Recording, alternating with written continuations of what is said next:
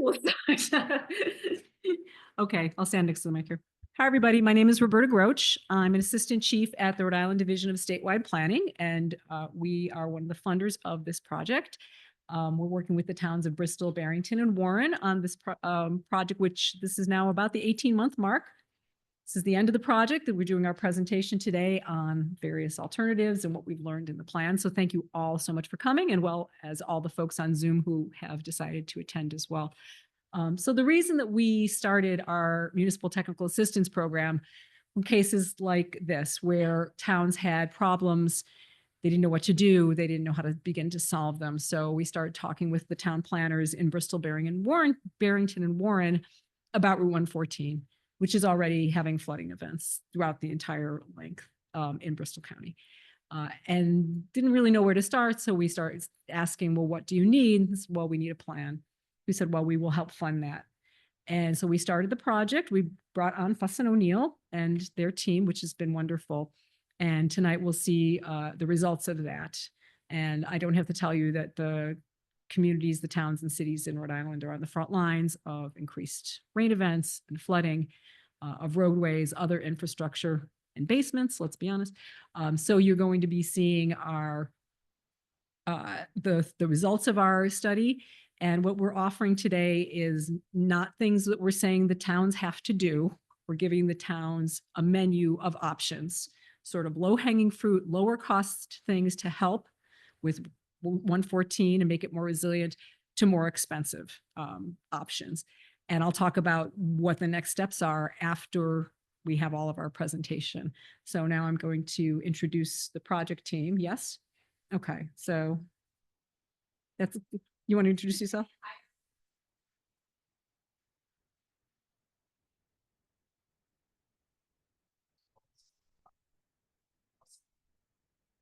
Diane Williamson, Director of Community Development for us. Herb Durfee, planner for the town of Barrington and former planner for Warren. Pinch hitting today.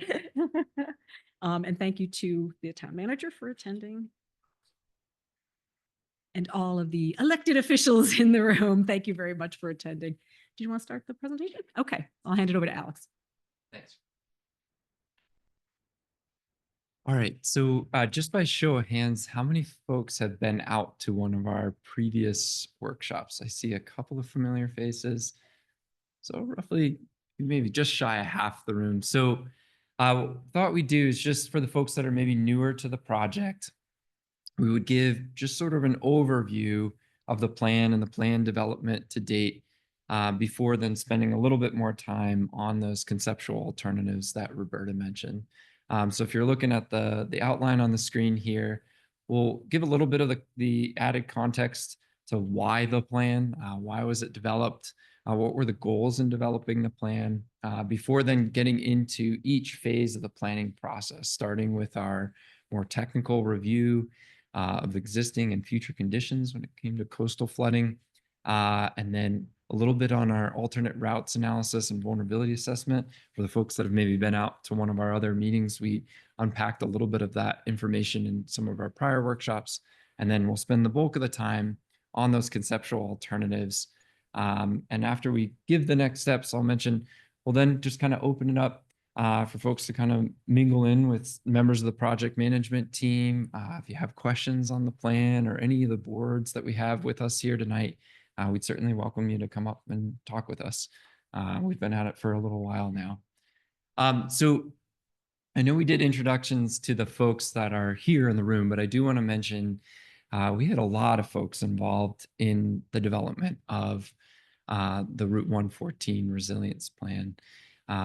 We had several other representatives from town staff, as well as members of RIDOT and RIPTA, who comprised our overall project management team, or our PMT for short. And then on the consultant side, on our side, I was hearing a lot of people ask, oh, were you here with anyone else? Because normally we were bringing like a handful of our team members with us. But as this is the final presentation, you're stuck with me tonight. But again, I'm Alex Maxwell, and I have a bunch of my other teammates here. But let's dive into the plan. So why develop this plan? Roberta already kindly hinted at this, but Route 114 is a really key north-south regional connector between the towns of Barrington, Warren, and Bristol. It's also a critical evacuation route, and it's also a route that's very vulnerable to not only current but also future projected coastal flooding conditions. So, with that in mind, the real goal of this plan was to develop a purposeful and actionable plan that was really intended to engage communities in the plan, to kind of co-create the plan with input from the community, but ultimately look at identifying a suite of mitigation actions that could be leveraged either in combination or on their own to help reduce the risks against certain coastal flooding scenarios. So as the two primary outcomes of this plan, first wanted to really update and conduct a really robust vulnerability assessment of Route 114 throughout the corridors that stretches through Barrington, Bristol, and Warren. And then as a complement to that, have visual summaries, visual alternatives that could be used really as conversation starters to identify, like I mentioned before, kind of the suite of actions that could be taken to reduce some of the risks identified in the vulnerability assessments. So just kind of breaking the plan development down into its component parts, and I'll unpack these here in a few minutes, but really started with just trying to get a handle on what are the existing conditions, what type of flooding do we experience along Route 114, and then getting into some of the science, also incorporating some of the future projected flood modelings to look at, well, what happens when you factor in something like sea level rise or coastal storm surge out in the future. So that was kind of the first chunk of the work there, really in the existing and future condition summary. And then we used that data, that information to then inform a really robust vulnerability assessment where we not only looked at what infrastructure along Route 114 is vulnerable, but what are the social and ecological vulnerabilities as well. As a complement to that vulnerability assessment, after already having kind of had a good lay of the land on what areas are flooding along the corridor, we also conducted an alternate route analysis, got input from emergency management folks from all the towns, looking at how would you route around these kind of key areas of flooding, and then ultimately, if you were at our last series of workshops, we then put all this information out into the public and asked for input on what are the range of alternatives or strategies that you would consider in trying to adapt to these changing conditions when it comes to coastal flooding. And that's what got rolled up into these conceptual alternatives that we'll spend a little bit more time talking about today. And then pulling this all together, the kind of deliverables or the outcomes of each of these stages or steps along the planning process are what'll form the Route 114 resilience plan. It's important to mention, if I just go back a slide on this first little bubble here, it says stakeholder engagement ongoing. Stakeholder engagement really was a through line throughout the planning process. We had monthly meetings with members of the PMT, so those folks that you saw listed out on that early introduction slide. We also, well, when we get to the end of next week, we'll have completed a series of 3 different public community workshops and meetings where we solicited feedback from community members on the deliverables developed at each stage in the planning process. And then also made sure for the folks that maybe couldn't come along to a public meeting or workshop, we were able to record a lot of our past meetings and then put all of our project materials up on the project website. So we have the URL link up here. We also have a QR code. We'll make sure we leave that up at the end as well in case you want to navigate to the project website, which is where you can find all the materials related to the project, including when we publish the final plan. So next, I'll just step through each phase of the planning process. I won't go into too much detail on some of the early phases because we really did talk a lot about those in some of the past workshops, especially for the folks that were maybe present there. Will kind of be a little bit of a repeat, but we'll unpack these each in turn and then get into some of these conceptual alternatives. So the whole planning process, as I mentioned before, started with this existing and future conditions study. This is where we looked at all of the existing plans on record, past studies that have been conducted, anything that really touched Route 114, climate change, climate resilience, flooding, to do with anything in the corridors that stretches from Barrington through Warren into Bristol. And out of those plans and studies, we really just try to identify, well, maybe what are some of the actions that are already on the books or plans that are already out there for improving the resilience of 114? Because we didn't want to reinvent the wheel in anything that we were proposing as part of the final plan. As a complement to that, that plan study, we also looked at using all of the GIS information that we could, both from the state and the towns themselves, to look at, what does the flooding landscape look like both now and into the future when you factor in some of the future projected models here. And then we try to visualize those through a series of maps that were included in our existing and future conditions report. It's all well and good to look at this stuff on the desktop, on the computer, but it's really, really helpful to also get out into the community and actually visit these areas that we're starting to identify at this phase in the planning process as being maybe vulnerable to coastal flooding. So we conducted a series of site visits where we were able to photo document conditions as well, went out and met with town planners in each of the towns to try and brainstorm some initial ideas for where might there be not only these areas of vulnerability, but also some of these early opportunities. So that kind of rounded out the kind of field work component of this existing and future conditions summary. And then out of that, what we had was a little over a handful of these AOVs, or areas of vulnerability identified, which were just a few areas along Route 114 that were of particular concern, not only because of current flooding conditions, but also future projected conditions. And all in all, we had 4 of these AOVs, or areas of vulnerability, identified in Barrington. We had 1 here in Warren, in downtown Warren, and then 2 in Bristol, over by the Silver Creek area and just south of that. So having identified those areas of vulnerability, and with the focus really being on coastal flooding, we wanted to not just look at coastal flooding in terms of tidal flooding and perhaps the impacts of sea level rise on tidal flooding, but also what happens when storms roll through as well.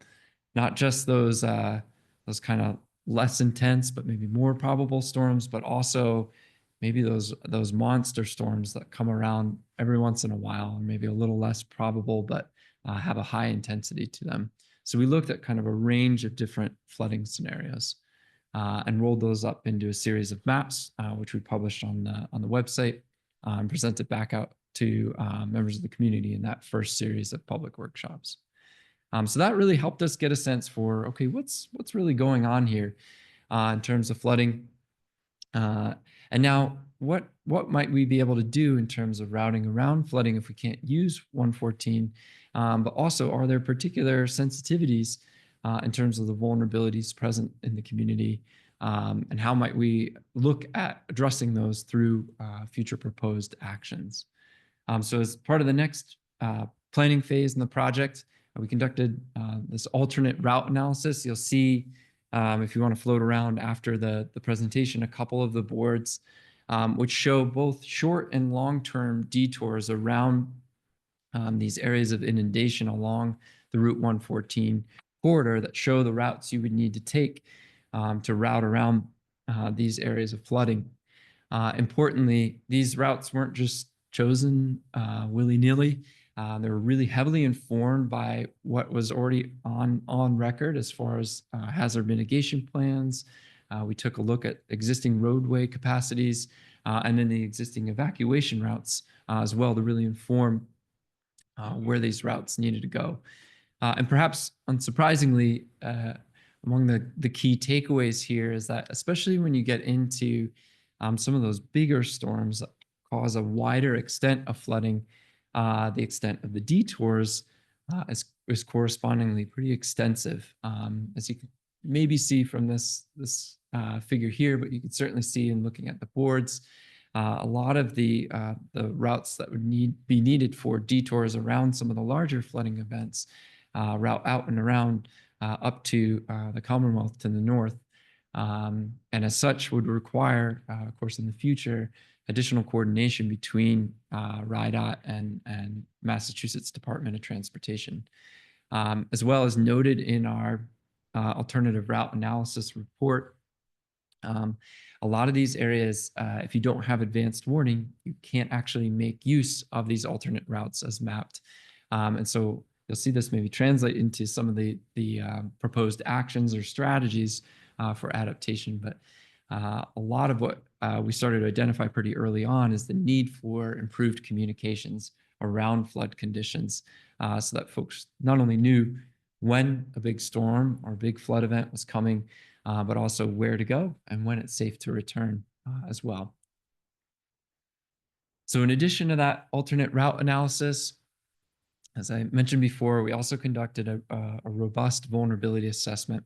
We're really trying to gauge, recognizing that each of these AOVs or areas of vulnerability presented its own forms of vulnerability, but we wanted to kind of get a sense for the relative degrees of vulnerability, not only across each of the AOVs, but with respect to the different types of vulnerability that might be present within each of these areas.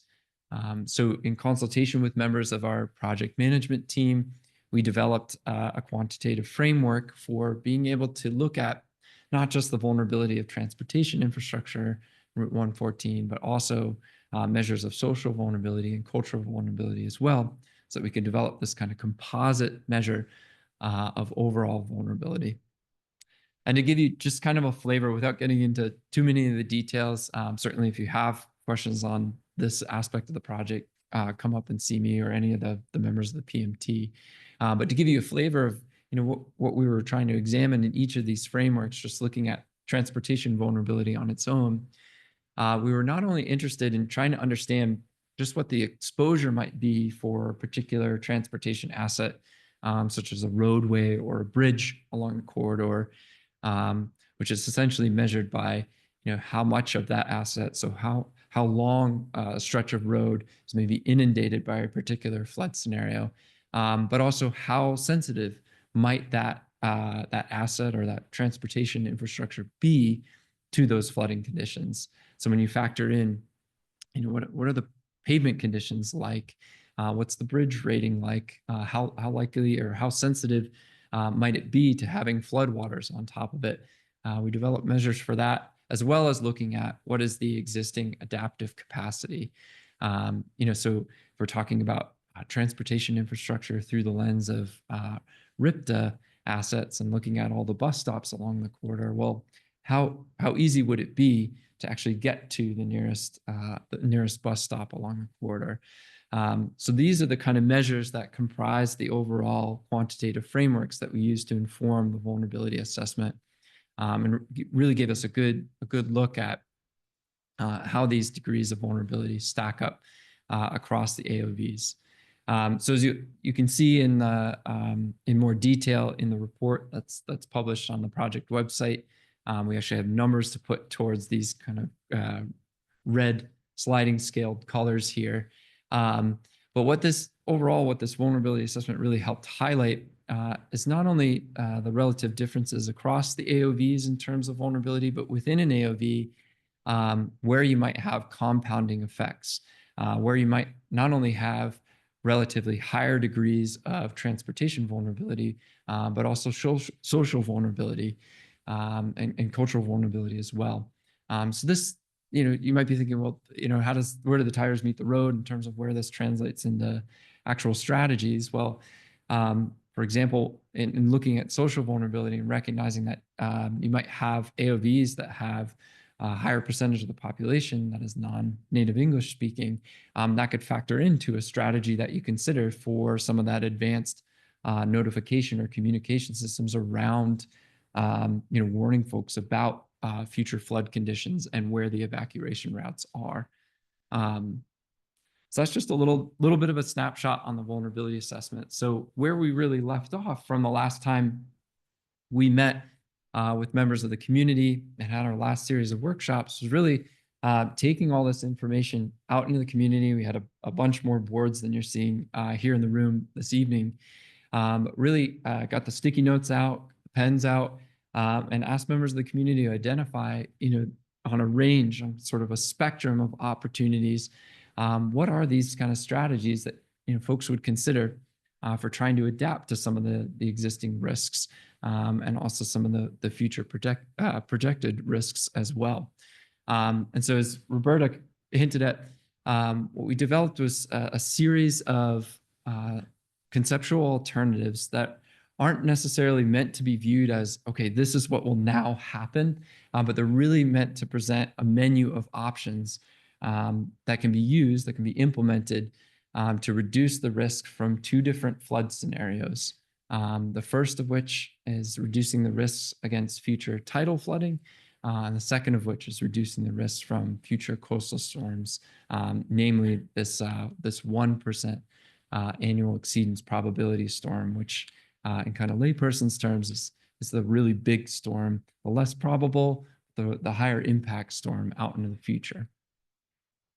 And so next we'll take you through each of these conceptual alternatives. I know they're maybe a little harder to see for folks in the back, but we can certainly flip back through these in more of the open discussion at the end of the presentation. But we'll present each of these in turn, and then if any of the planners want to hop up as we're presenting these, we can certainly have folks join me to talk about these alternatives. But we'll start with AOV1 up in Barrington. So this was the area around Walker's Farm, where when we looked at the future impacts, specifically related to tidal flooding, fortunately for Route 114, the modeled extents of the tidal flooding, when factoring in 2 feet of additional sea level rise, did not overtop any of the existing portions of the road. However, when we went out to do our site assessments and we talked to folks in the community, we heard a lot about, well, actually, during king tides, well, this may be, kind of modeled conditions, king tides, which are bigger tidal events that occur less frequently throughout the year, you actually can start to see floodwaters encroaching pretty close to that northbound portion of Route 114 in this AOV. So taking that feedback on board and listening to members of the community, this conceptual alternative for reducing the potential risks associated with this flooding alternative really focus on developing an early warning system, perhaps leveraging existing communication networks like Code Red, and installing water level sensors along this stretch of Route 114 so that we can have a finer resolution on when it's likely to overtop, not just with tidal waters, which would certainly help in these conditions, but also in coastal storm events as well. When thinking about the implementation of some of these early warning systems, some of the challenges that come up with implementing these is that folks have to sign up. So there really needs to be a pretty robust marketing campaign to go along with encouraging folks to sign up for the messages. And there needs to be a responsible party identified as well within the community to make sure those messages get out. And they're not just messages on, hey, there's a tidal flooding event coming, but also when it's safe to return to the area and where you should go when you need to detour around this route. So then when you look out, that's just taking a snapshot at some of the actions identified in connection to reducing the risk from tidal flooding. But then when you look at a larger coastal storm event, in this case, that 1 in 100 year storm out into the future, factoring in 2 feet of sea level rise, what you see are the extents of impacts greatly increase. And as noted in our existing and future conditions summary, you can get in some areas along AOV1 up to a projected 10 to 12 feet of water in this area, which is a lot of water. So in this instance, we went out into the community, we asked, well, what do you think? And we heard a lot of folks say, well, what about raising all of Route 114 through this area? What about putting in a causeway? We took all that feedback on board and tried to really find a balance between, what would really be cost effective if you're talking about putting a causeway, 12 feet up into the air, maybe 14 feet when you factor in an additional 2 feet of freeboard, and just how costly that type of alternative would be. It became pretty evident in this area that pursuing things like a massive road raising campaign, which would require additional property acquisitions and a lot of costs, or something like a causeway, weren't really going to maybe be the best solution for this area. So in lieu of that, some of the other feedback that we heard from members of the community were, saying, well, what about hardening the road? What about making it so that, if and when this storm event rolls through in the future, Route 114 is more easily able to bounce back from having all of that flood water on it. So taking that advice on board, one of the alternatives that proposed through this conceptual plan to reduce those risks from that flooding condition were to install embedded sheet pile cutoff walls, which are essentially sheet piles that go along both sides of the road. We'll show a cross section here in a minute. That help prevent the road from washing out because you essentially have a wall that's fixing it in place. In addition to that, we recognize that in terms of other transportation infrastructure along this route, one of the RIPTA bus stations over by the nature preserve is currently a timber structure that under these flood conditions would be pretty heavily impacted by this type of storm event, could be easily replaced by an alternative structure made out of steel, possibly aluminum or stainless that can withstand saltwater inundation. And then as part of this as well, recognizing that when the storm rolls in, despite the roadway maybe being hardened by the incorporation of these sheet pile cutoff walls, folks are still going to need a route around this. So it would be a wise step to take to actually complete an additional study to really look at the evacuation routes identified in the alternate route analysis and determine if there are other types of investments that need to be made to add capacity to the existing roadway network to help folks route around this area when evacuations are needed. Yeah, sure, go ahead.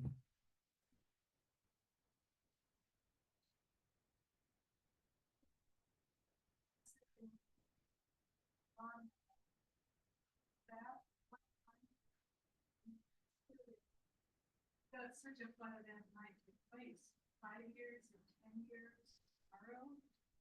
Yeah, it's a good question. So for the folks maybe on Zoom that also couldn't hear, so the question was really about, have we ever seen, a flood like this, and when might a flood like this come through? So what you're seeing on the screen here is a modeled projection. So this factors in 2 feet of sea level rise plus the 1 in 100 year event. So yep. Yeah, so sure. So just to add to that, I was going to get to the point about timeline.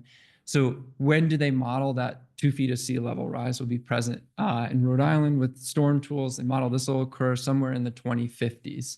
So this is really, when you think about it, a little over 20-year planning horizon to plan for potential storms like this to roll through. Again, this is a 1 in 100 year storm. So this has a 1% chance of occurring out in 2050s with a storm that rolls through when you factor in the addition of 2 feet of sea level rise. So this is not what we would consider like an existing storm condition. This would be future projected conditions. So it's a good question, but the planning horizon is more out into the 2050s where these modeled conditions are projected to have that probability of occurring. All right, so that's AOV1. AOV2, still sticking with Barrington, but getting closer to Barrington High School, the area proximate to the Ride Park and Ride. This is an area where, again, similar to AOV1, looking at future tidal conditions, so out into the 2050s with 2 feet of sea level rise, you're not necessarily seeing floodwaters inundate Route 114, although they do encroach pretty close to the area around the Princess Pond Inlet. So when looking at these conditions, what we thought of in consultation with members of the community in terms of key actions was you're actually seeing quite a bit of floodwater get up onto the RIDOT Park and Ride, which is currently a property leased by the church, and wanting to maybe preserve that for use under this condition. We heard a lot of folks ask about berms and how could we incorporate berms and the use of berms to provide enough elevation to keep floodwaters off of that. So in this conceptual plan, what's proposed is about a 2.5 to 3 foot elevated berm around a portion of the RIDOT parking lot to reduce the risks from tidal flooding, along with considering approaching property owners that live along this stretch of Route 114 on the eastern side along Barrington River, and potentially look at opportunities to pursue voluntary buyout programs for those properties that are projected to be impacted by daily tidal flooding out into the future, and maybe using the lands acquired through voluntary buyouts for potential flood mitigation by restoring that back into natural floodplain. So those are some of the proposed actions. One of the challenges, of course, anytime you talk about voluntary buyouts is getting buy-in. It's really, really tough for property owners to think about, signing up for a voluntary buyout program. They're often quite expensive for towns to pursue. But if you're able to get enough of a contiguous strip of land to go back into restored natural floodplain, floodplains are really good buffers for not only tidal events like this, but storm events as well.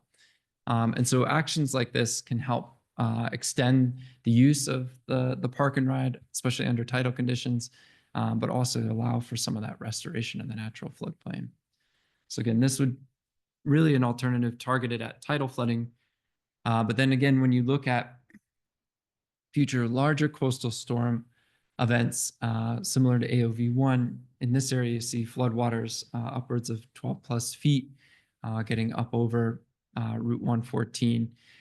In a similar fashion, we got a lot of folks asking about road raisings and what about maybe extending that berm from the park and ride down further south to where you have that connection with Princess Pond. However, when looking at that potential alternative, we talked a lot about how that only really solves part of the problem, and you're still getting floodwaters up and around the Massasoit Bridge. And so similar to AOV1, to try and just prevent the road from washing out and improving the overall resilience of the road to bounce back from flood conditions like this, we proposed the installation of sheet pile cutoff walls along this stretch of road as well. You can see a view of the section cut of what these look like. So these aren't sheet piles that you would see necessarily driving along the road. They're buried 10 or more feet into the ground, and they really just help the road stabilize and stay in place when it has a bunch of water coming up and over it, and importantly, when it recedes from it as well. So this is one of the key actions here, similar to AOV1, in the absence of being able to berm out or elevate or use causeways to maintain travel along Route 114 in these conditions. Another one of the alternatives that we heard a lot from the community is just getting out there with improved communications about the existing evacuation routes, and conducting additional studies on any additional roadway capacity that may be needed along those evacuation routes to help folks route out and around from this flood area. So overall, these actions, it's important to note in terms of challenges, don't necessarily prevent any of the larger coastal storms from coming up and onto Route 114, but they do help improve overall future evacuations. And as I mentioned before, with the cutoff walls, they also help prevent washout of Route 114. It's important to note, and I know Herb just left, but our team is also aware of all of the future proposed investments in the Barrington High School, which is very vulnerable in this area. And while not necessarily the focus of this study, which is really focused on the Route 114 roadway, recognizing that these are future projected conditions here, it may be also worth considering the additional flood proofing and use of temporary flood barriers to provide added levels of risk reduction for critical infrastructure like that in the community within this AOB. All right, so moving down into AOV3, which is the area around the Barrington shopping mall. Similar to the past two areas of vulnerability just north of this in Barrington, fortunately, under future tidal conditions, the extent of the tidal flooding is really limited to the inlet close to Riverside Drive, where you're seeing some of the blue encroach in on the land there. And its proposed actions, well, there's nothing that's necessarily needed in terms of addressing tidal conditions and inundation of Route 114. This is a really unique area as we talk to members of the community in that it doesn't just have issues with future projected coastal flooding, but it's also an area that is prone to stormwater impacts as well, or what we sometimes refer to as pluvial flooding, which is when you have intense rainfall events that overwhelm the Earth's ability to naturally filter or infiltrate water, or the existing stormwater system to actually be able to handle that water. So to the west of the Barrington Shopping Center, is this, if we were to pan out on this map and move away from Route 114, so a little bit out of our study area, you kind of have compounding effects of coastal flooding coming in from the east, and that pluvial stormwater flooding coming in from the west. And so one of the proposed actions, while you may not want to in the short term look to address anything necessarily with the tidal flooding, it would be important to actually look at that combined effects of both coastal flooding and that pluvial flooding. And Barrington has already gotten funds to prop up a corridor plan for Mussachuck Creek, which will look at the flooding coming from the west of the Barrington Shopping Mall, or sorry, the Barrington Shopping Center, and could be used to couple with the existing storm tools models for coastal flooding in this area, and would be a logical next step to look at kind of a low-hanging fruit type of effort. When looking at trying to provide added risk reduction against larger coastal storms in this area, unlike the tidal flooding conditions that you saw on the previous slide, that coastal flood pathway through Riverside Drive begins to then inundate all of Route 114 within this AOB, upwards of 8+ feet on the roadway there. And so in this instance, if you're trying to reduce the risk in a more cost-effective way of inundation along Route 114 and hopefully preserve the travel along that corridor under these flood conditions, one of the alternatives that we discussed in the community was really looking at the installation of a flood wall to basically cut off that coastal flood pathway onto Route 114 in this area, which will require the construction of an elevated flood wall up to 2 feet with a floodgate that could allow for waters to recede through the wall after flood conditions tamper down. One of the main challenges in trying to implement something like this is that it would require voluntary buyouts of at least 4 residential properties in this area. So it would require a lot of community buy-in in that sense. But the nice thing about this approach is that it would provide more of an area-wide risk reduction action that could reduce that coastal flooding coming from the east into this area. But importantly, as we talk about in our report and our plan, it can't be done at the expense of forgetting about all of the the potential stormwater effects coming from the west as well. All right, AOV4 is our last area of vulnerability within Barrington. It's the area closest to the Barrington Bridge. This was an area where, kind of similar to AOV2, up by the church and the high school in Barrington, future projected tidal conditions weren't necessarily inundating Route 114 in this area, but during king storms, has been reported in areas just south of this part of Barrington. Tidal floodwaters do come up and over many of the roads, like Mathewson Road just there to the south. And so as part of this conceptual plan to reduce risk against these tidal flooding conditions similar to AOV1, proposed the installation of water level sensors and improved early warning systems to let folks know when these tidal floodwaters, especially during a future king tide, might cut off the approaches to the Barrington Bridge, which would be needed then to evacuate folks from Tyler Point out to the north, as well as folks out to the west from Mathewson. So this is one of the concepts proposed there. And then when you get into larger future coastal events, the options become a lot more limited in this area where you have flooding kind of happening from both the north and south along Route 114. And so in this instance, in talking to members of the community, the focus was really around making sure folks could get out to New Meadow Road and out and away from Tyler Point in plenty of advanced time to evacuate from the area when one of these storms is rolling through.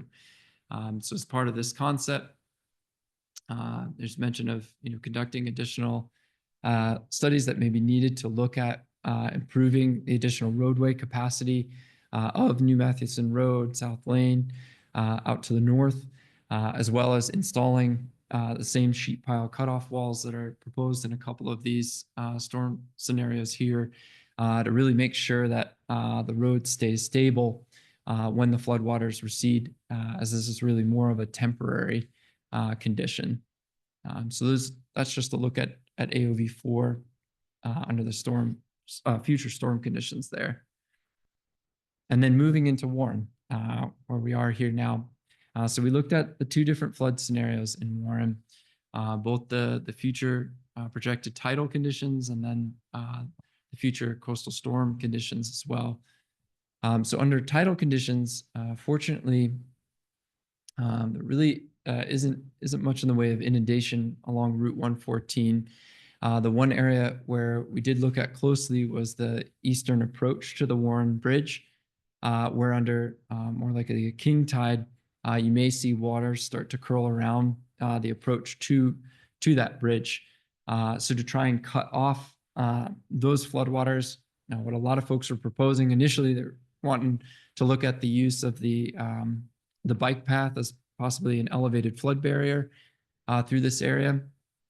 But recognizing that the bike path doesn't have a whole lot of width to it to support the type of elevation that you would need to get up to provide more of a buffer in this area.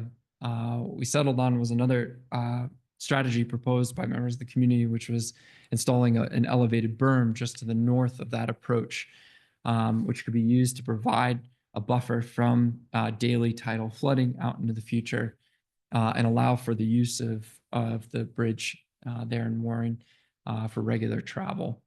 Along with that, similar to many of the other AOVs, we proposed in this area the installation of additional water level sensors, which could be used to identify when you're having floodwaters beyond just future projected flooding with other coastal storms rolling through, where you may then need to pursue additional evacuation out from this area.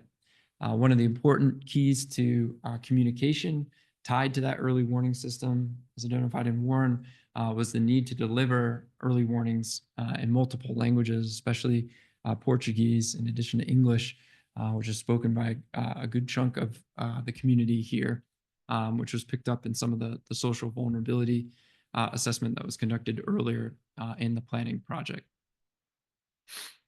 Then looking out, kind of similar to what was shown in AOV4, when you look at future projected coastal storms in Warren, again, the options become quite limited to try and approach any sort of engineered approach to elevating the road, or perhaps looking at a causeway through this area.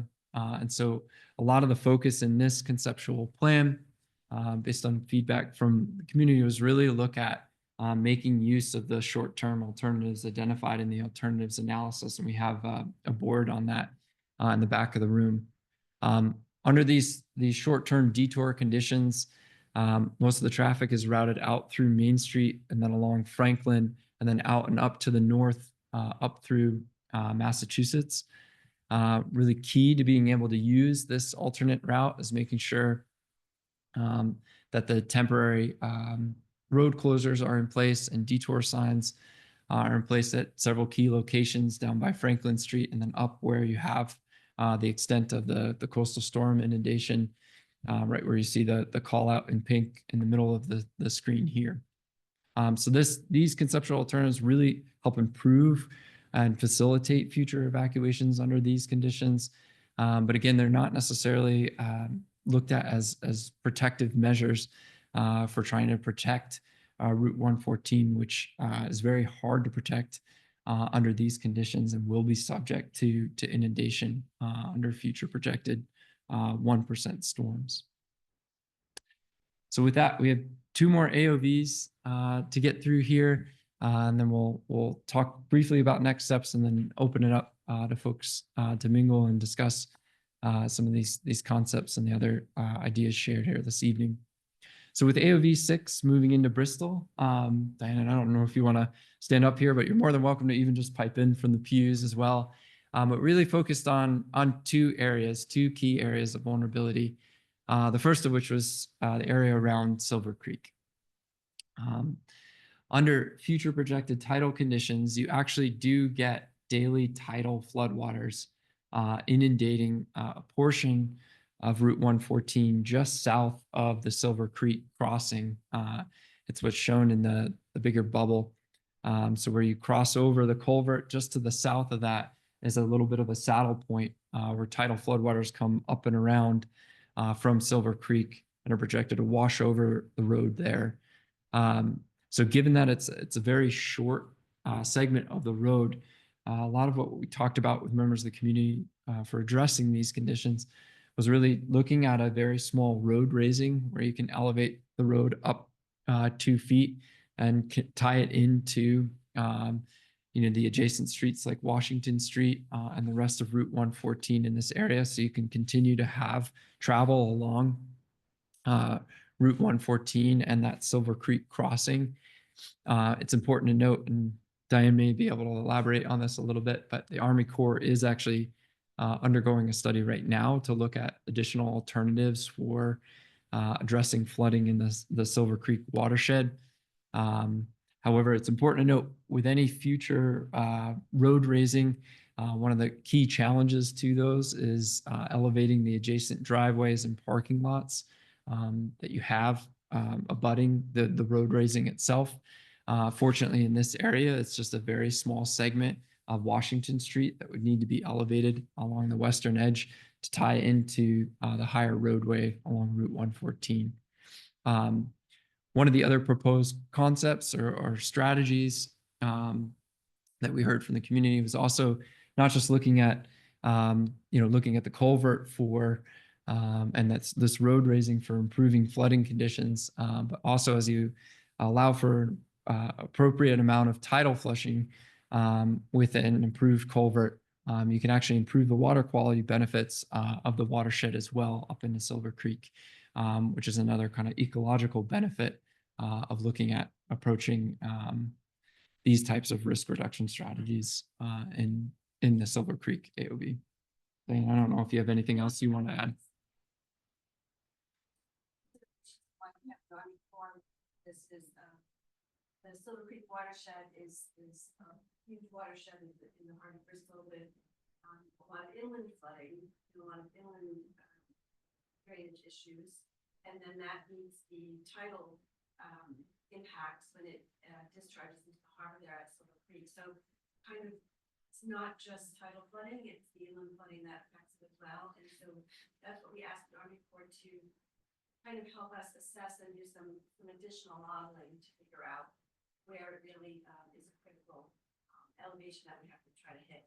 And to the point of, you know, it's still a double-edged sword to let more water up into the creek also impacts the inland flooding. So we've got to kind of hit that balance there. And I think, you know, what I'm excited about with this study that we've commissioned here is that it's kind of starting the conversation, and we're starting to look at these questions and coming up with concepts that will take years to really get to a point where we can construct these recommendations as we go forward. So good to kind of get this out now, even though it's a 25-year horizon, that can be the blink of an eye. Yeah. When you start to think of how long it takes and Yeah, it's a really good point. Yeah, if you wait till 25 years from now, you're gonna have that problem. Yeah. So that we just briefly showed tidal flooding, but then as you look at again this kind of other bookend of flooding scenarios with that future 1% storm, as Diane mentioned, the flood extent gets quite extensive. It goes all the way up into the Silver Creek drainage area. It's compounded by the fact that you also have stormwater, that pluvial flooding as well. Under these conditions, we did look at, in consultation with the community, you know, alternatives that would maybe factor in a large road raising through this area. However, it would require pretty extensive buyouts on both sides of the road. If you need to get up to 12 feet, usually your side slopes with the road have a 2-to-1 slope. So you need basically 24 feet more on either side of the road, which require the acquisition of quite a bit of both residential properties, but commercial properties through this area. So recognizing that the 1% storm is, you know, a lower probability storm, obviously with higher impact. A lot of what the community was then asking for was, well, what about just hardening the road? So again, I talked about these incorporation of sheet pile walls along those areas of inundation on both sides of the roadway, so you can address potential washout from the coastal side as well as from the inland side. Making use of the alternate route around Franklin out to Sherry Ave when you do need to route around these flood conditions here. And then in this area as well, in consultation with RIPTA, we did identify that you have a bus stop, a sheltered bus stop in this area that's sitting right in the actual area of inundation and could be moved further to the north if wanting to incorporate it into the existing route in the future. And then lastly, our final AOV along this corridor was AOV 7, still in Bristol here. It's the area down close to Walker Creek. At present, there are a couple of seawalls along this portion of Route 114, one up to the north where you see the call out there, and then one down to the south where you see both the purple and orange call outs there. So when looking at future tidal conditions, we saw here is that this area is particularly vulnerable to tidal flooding encroachment. In the area where you have a seawall down close to Walker Creek, and there's an actual gap in the seawall for a small beach and boat ramp and some boat storage in that area. So as a kind of low-hanging fruit type of alternative, we basically talked about, members of the community, was closing that gap. And there are fairly cost-effective ways of doing that using what are known as stop log barriers that could be basically stuck in between where you have the abutment of a seawall and this opening. So we talked about with this one kind of a very cheap, low-hanging fruit alternative, looking at the installation of this temporary flood barrier to prevent any tidal inundation onto the road, as well as wanting to maintain the existing seawalls and repairing damages as needed over time. But then looking out to the more intense storm event with this 1% storm, where you're trying to address issues related to over 14 feet of water along the corridor here. Basically knocks out a really large chunk of Route 114 here, making things like elevation or causeway alternatives really not feasible or prudent. However, in listening to feedback from members of the community, it's also recognized that this is an area very proximate to some critical town infrastructure in the form of the Bristol Water Treatment Plant, which sits just off Wood Street in this AOV. And so as part of this proposed alternative, to try and kind of look at not only looking at protecting some of the key town infrastructure, but also enabling an alternative evacuation route. What's proposed in this concept here is the installation of an elevated berm, which could provide more area-wide protection behind the berm in the area of Wood Street up to the north, and allow for Wood Street to be used as an evacuation route when needed under these conditions, and also allow for the future risk reduction of flooding from a storm like this into the area where you have the Bristol Water Treatment Plant. So this is one of the key strategies that was looked at in this area. It's important to note this whole concept hinges on voluntary buyouts, so you would need a string of about 6 properties in order to install this berm, as well as a gate across Wood Street that could be deployed as needed to tie into the elevation of the berm and provide a buffer for these floodwaters. This area also that has historic properties in it. 3 of the properties identified here are in the historic district and could be impacted by the installation of a berm like this. And that requires a whole nother hurdle with permitting and regulations there. But Diane? Volunteer Yeah. buy-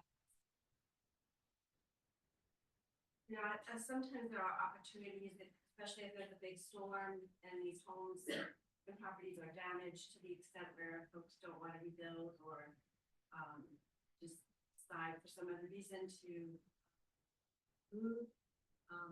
That's when we would probably take that opportunity to see if we could get grant money for the voluntary buyout. So it's something that is really dependent on, I think, the perfect scenario for that to happen.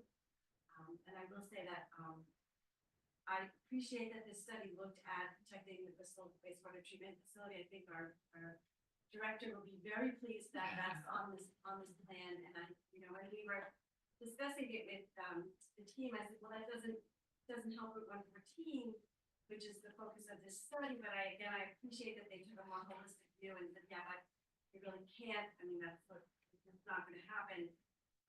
But we can do something that would protect other town infrastructures. But I think this is really something to think about. So, Thanks. Yeah. All right. And with that, turn it back over to Roberta. We're gonna close this out. Yes, I know. that was- Thank you, Alex, Yeah. so much. Yeah, I know it's hard to sit through this. We do this as our job. This is clearly probably not your jobs here. And we thank you for your attention and your patience tonight and then throughout the project for those of you who come back. We don't live here, but you folks do. So we sort of think of this as infrastructure preservation, but really it's your quality of life preservation, right? This is the way you get to and from your jobs and your house and take your kids to school and go grocery shopping and go to restaurants and visit friends. So this is your life, your lifeline, and life preservation in the event, hopefully never happens, of some sort of an emergency evacuation.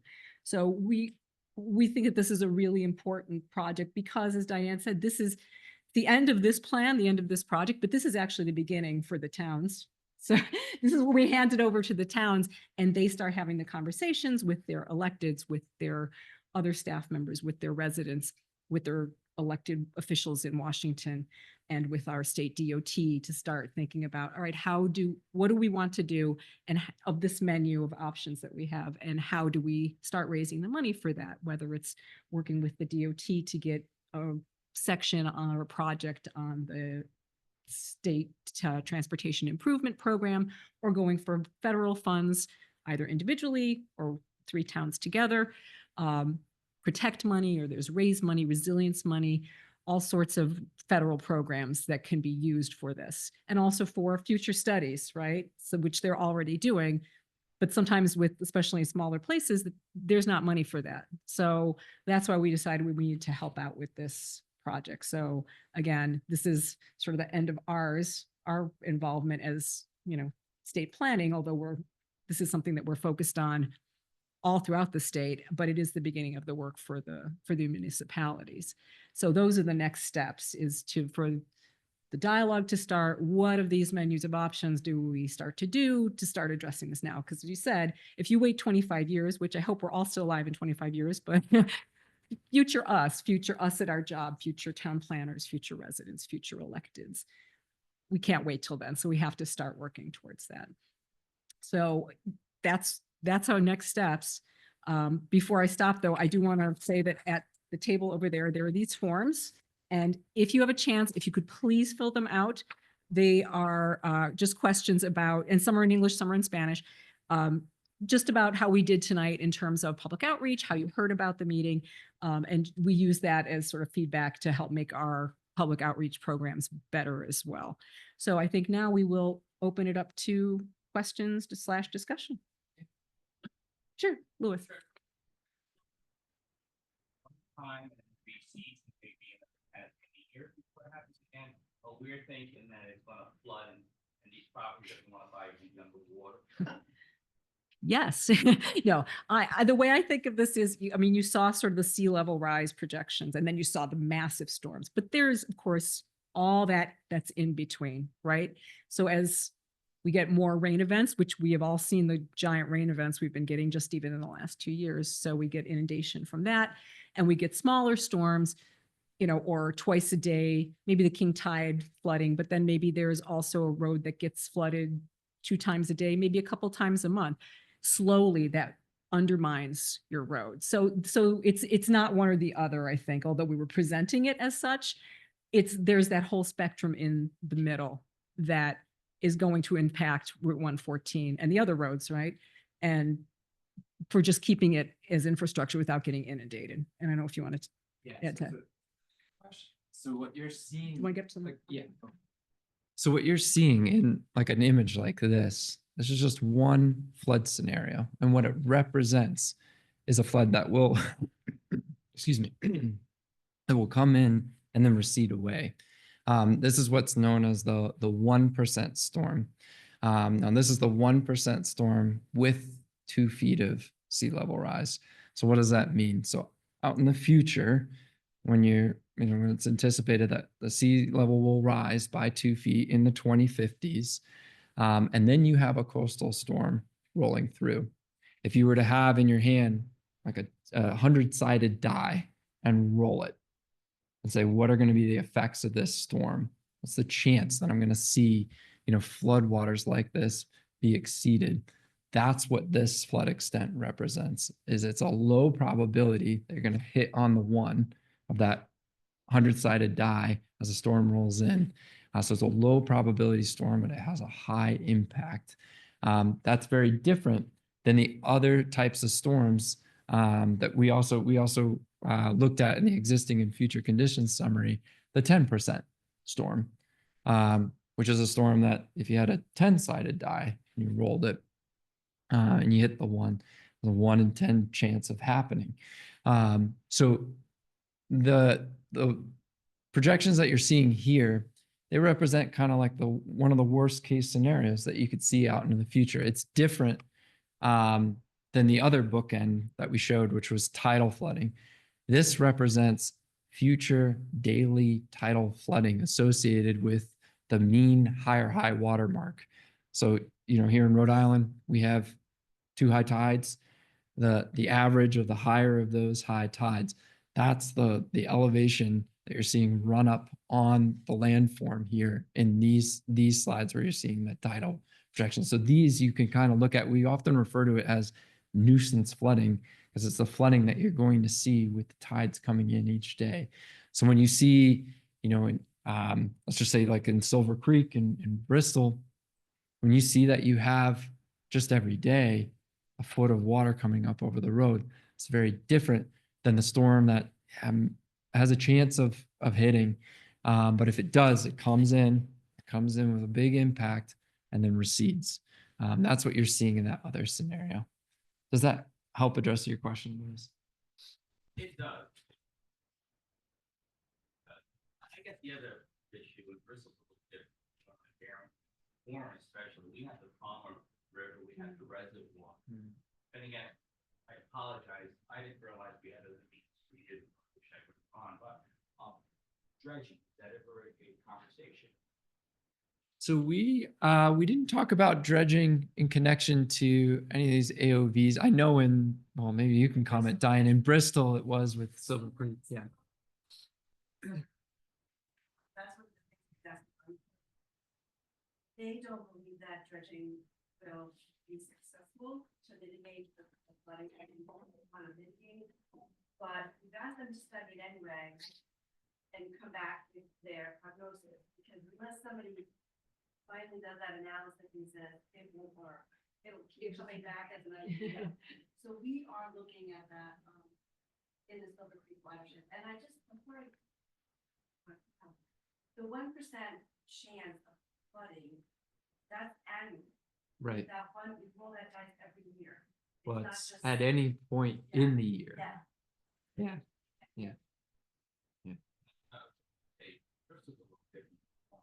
We have the reservoir and have the river. At low tide, you can almost see bottom every day, so it seems like there's an opportunity to, to me, it seems like it would be a lot more feasible.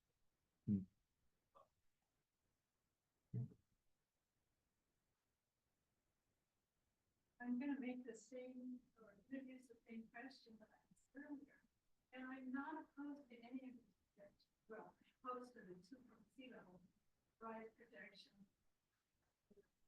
I want to see a lot of data that's that. I know that sea levels have risen, sea levels have risen. Here's 6.5 inches in the last 75 years. So making the argument that they're going to rise 2 feet in the next 30 years would require a pretty extensive data set persuading that that's the projection. My peak, that's not my area of expertise. I'm just curious. I'm not arguing we shouldn't be concerned about regular flooding events and king tides and about that 100-year potential. I'm just curious about the data that support 2-foot rise in sea level in 25 years. That really would happen. Ongoing significant global warming, development of significant ice sheets in the high Atlantic.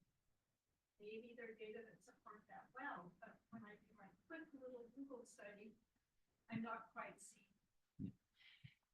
Yeah, so the question or the comment was just on the 2 feet of sea level rise projections and where does that really come from?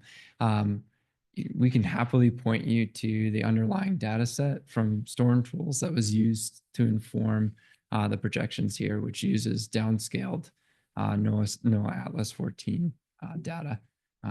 That underlies all of that projection. So, and there are projections out to the 2070s, 2100s with varying degrees of sea level rise. But if you're interested in where the data comes from, we can certainly point you to that. Yeah. Any other questions or comments? Yes, please. No. Come on in. Yeah, you don't have to hide.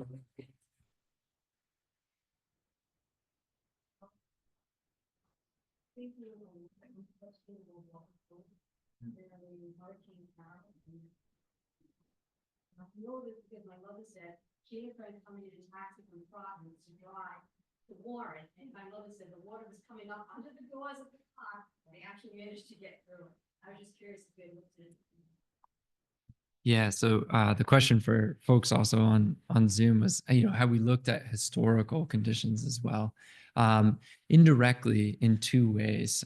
So one, we did look at the FEMA flood mapping, which relies on historical data sets, which is a little different than future projected models. But also what we did in the existing and future conditions summary, when we went back out and just showed the flood mapping to folks in the community, we actually got to ground truth. Hey, have you ever seen, something that's similar to the extents of what, you're seeing in present day 1% storm or 10% storm? And we heard some pretty amazing stories of flooding along Route 114, all in these areas of vulnerability, boats getting moved up into properties. And so it helped kind of ground truth a bit of that precedent for, saying, a storm like this can happen and these can be the extents of the impacts. So yeah, we did look at that. But the actual concepts here were based off of future projected models. Yeah. Yeah.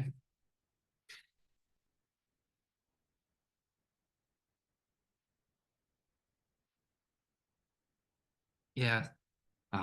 It's a good question. So the question was there any consideration about filling in the land? So in a way, the berms add elevation. So some of the concepts that had berms in them are adding earth to the surrounding area. What's really hard about, I mean, we could just pick on Silver Creek here. Sorry, Diane. But you might say, well, why not fill that all in? One, you still in a lot of places will still have impacts from the stormwater flooding coming from the other direction. And two, you'll never get it permitted. And that's the bigger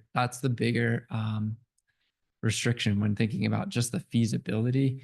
We get a lot of folks asking, like, why couldn't you just raise the whole, even looking at something like Warren, why not raise the whole downtown? Even if you could afford it, getting it permitted would be infeasible. So it's, I'm not to say, it's not to say like, that isn't a bad idea, right? You're trying to elevate the land, get it out from harm's way. But it's really expensive to do if you're talking about it as more of an area-wide solution. And then from a regulatory standpoint, when you're adding fill, like we used to do with Back Bay is a good example, all built on fill. You just can't do it anymore. Yeah. Yeah.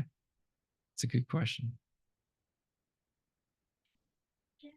Other questions or comments? Yeah, please.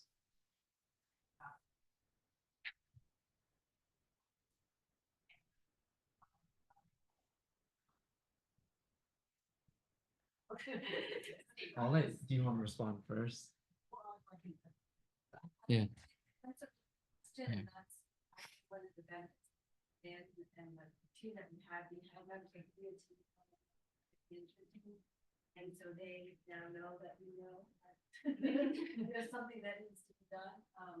And so, it would have to be a partnership, and they might take the lead. We're looking at a grant right now where they'll have to take the lead.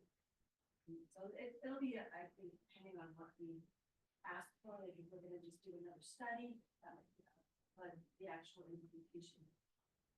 Probably the DOT grant, although, we were successful in getting some congressional earmark funds. For some work on 114 in Bristol, and so it's going, from the feds to the state, but we would like. And there are some grant programs that, cities and towns are eligible, some planning DOTs are eligible, some metropolitan planning organizations, which my office is, are eligible. So Diane's right, it might be some sort of a patchwork of projects or of applicants to go. Is there a group that regional is that matters? It seems like none of this can be solved in a vacuum. Well, this is the weird thing about Rhode Island, and I've only been here 32 years. I'm not a native Rhode Islander. For such a small state, it's so weird that communities don't work together. Like it's all little fiefdoms, what I have observed.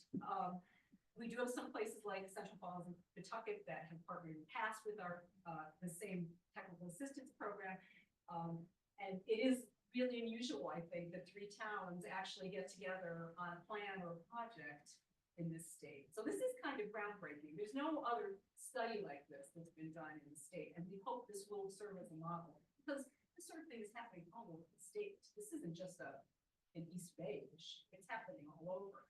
So, it is very unusual that towns don't do more of this, and we try and encourage them to. So, no, to your question, there's not like a group of people saying, talking about, it.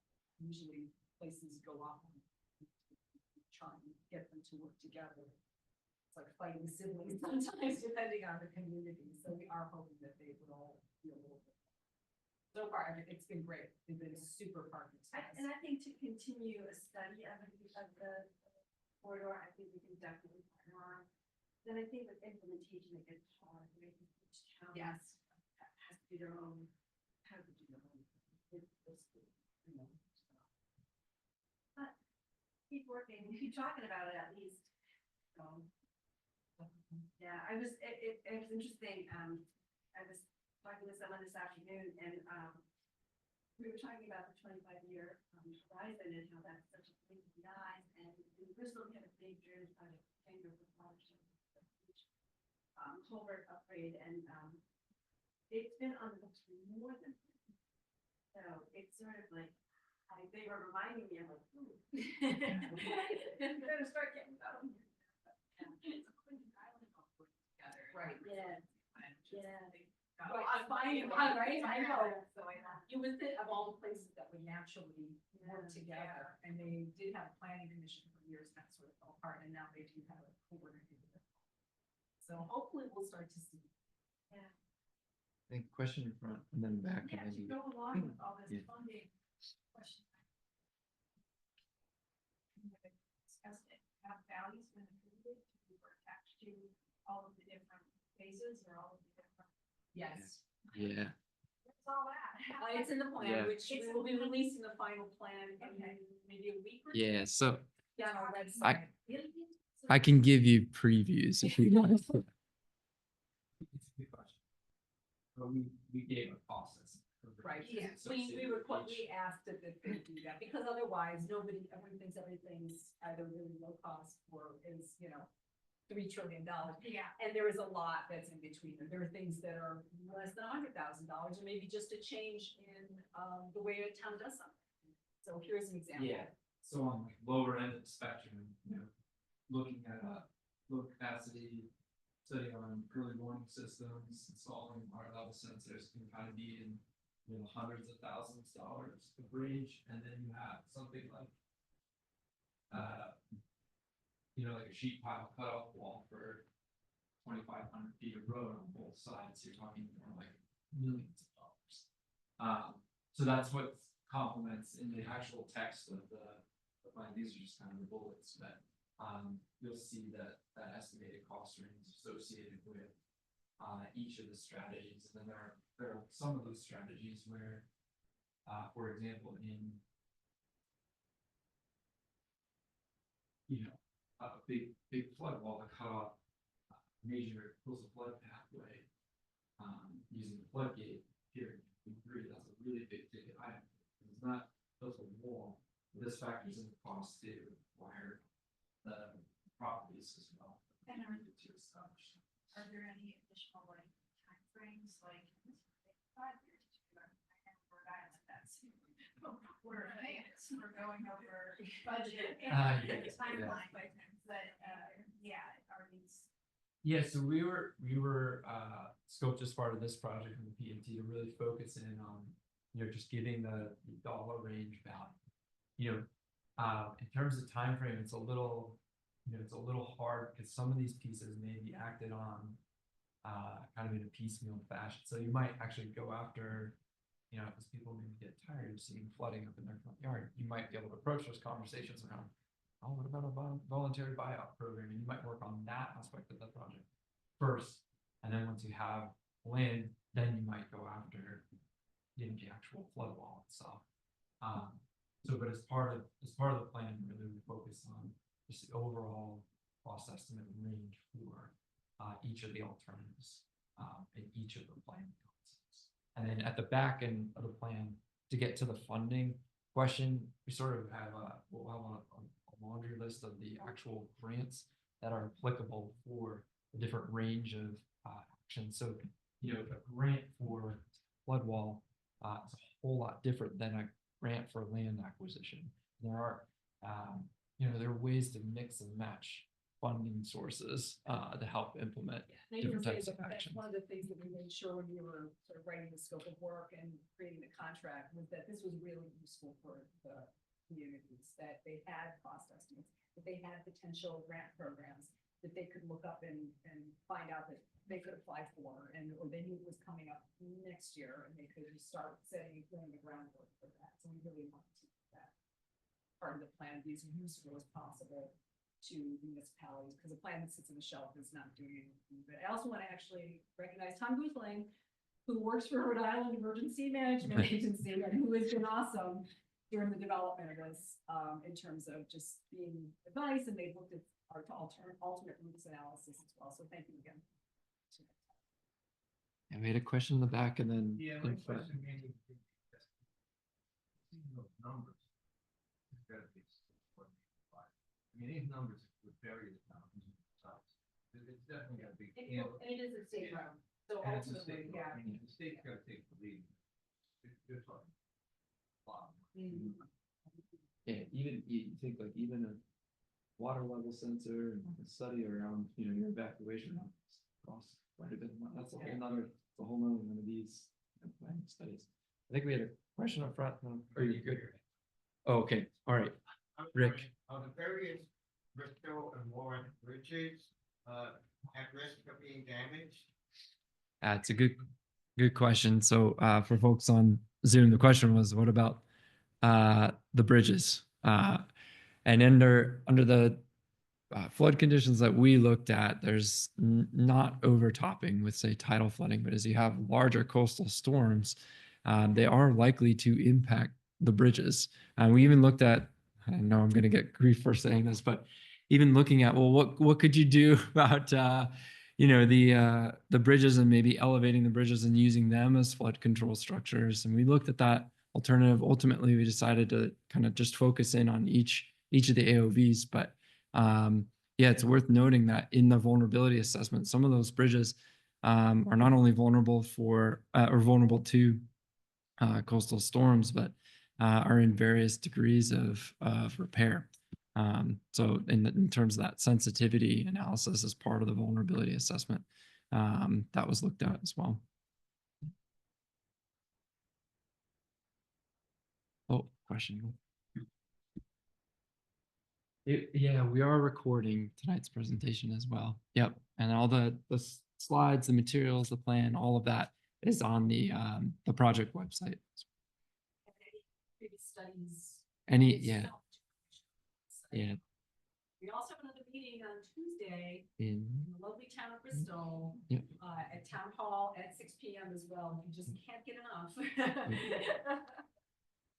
Is there a Yes. plan for the revenue cost? it's a good question. That's like market to Medicom, right? Yeah, market to Medicom. And the other thing is, if you could get all these people to sell, you do buyouts, where do they go? Well, that's why you guys have done your groundbreaking market to Medicom study, because that's a very real problem. And then- It seems like either you're all in, or you don't do anything. Well, You can't just buy one house. And doing nothing is an option, right? But personally, I don't think that's a great option. Derek? I was gonna ask, we talked about voluntary buyouts, but what about eminent domain? I mean, certainly that is another path to go. It really is. I think it's a really hard sell on eminent domain, but it is absolutely a pathway you can take in lieu of voluntary buyouts. You know, a lot of the feedback that we got from the community was, hey, let's see if we can start those conversations. Let's see if we have willing sellers when presented, you know, this type of information, and see where you can get to with that. Just yesterday or today, it said that, so the town of Johnston just got $2 million to do voluntary buyouts. And it's a section of town that had been flooding for years. And they did voluntary buyouts years ago. They thought a certain number of people would take that and they could use the area where the houses were as flood storage. But only like 2 or 3 people took that. Now, all the people who did not take it the first time are taking buyouts, because they just had it with all of the money. So think voluntary violence, while they're very controversial, I think it said what you said, Diane, people just think it's just so, it's such a horrible thing to go through, especially. They just don't.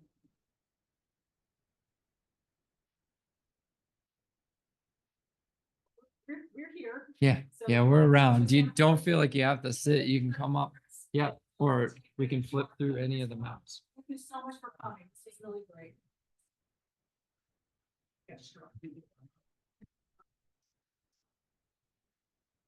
Done this. Yeah.